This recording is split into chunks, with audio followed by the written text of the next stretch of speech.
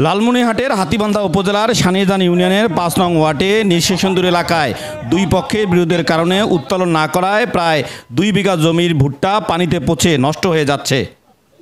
উক্ত ভুট্টা উত্তোলনে হাতীবান্ধা উপজেলা নির্বাহী কর্মকর্তা পরপর ২ বার রিসিভার নিয়োগ দিলেও বাধার কারণে সেই ভুট্টা উত্তোলন করা সম্ভব হচ্ছে না।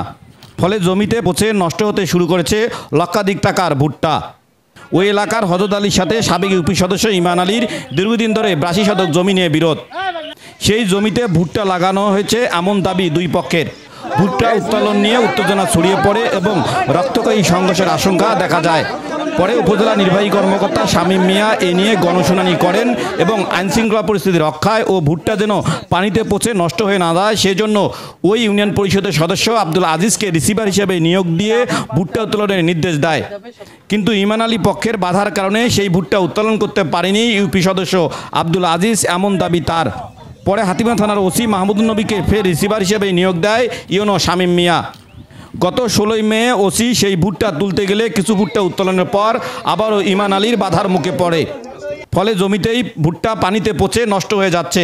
হজরত আলীর দাবি এ জমির বৈধ মালিক তিনি, আর ইমান আলীর দাবি এ জমির বৈধ মালিক তিনিও। তবে ইউনো জানান ওই জমি নিয়ে আদালতে মামলা চলছে। তার কাছে দুই পক্ষ যে কাগজপত্র দাখিল করেছেন সেই কাগজপত্র থেকে প্রাথমিকভাবে তিনি বলতে পারছেন এই জমির বৈধ মালিক হজরত আলী। চূড়ান্ত মালিকানার জন্য আদালতের রায় পর্যন্ত অপেক্ষা করতে হবে। ভুট্টা খাদ্য এবং পচনশীল, তাই জমিতে যেন ভুট্টাগুলো নষ্ট হয়ে না যায় সেজন্য তিনি রিসিভার নিয়োগ দিয়েছেন। আদালতের যিনি রায় পাবেন তিনি ভুট্টা নিয়ে যাবেন। তারপরে হচ্ছে জমি নিয়ে কোনো ঝামেলা হয়েছিল। এলনুচ অনলাইন, লালমনিরহাট।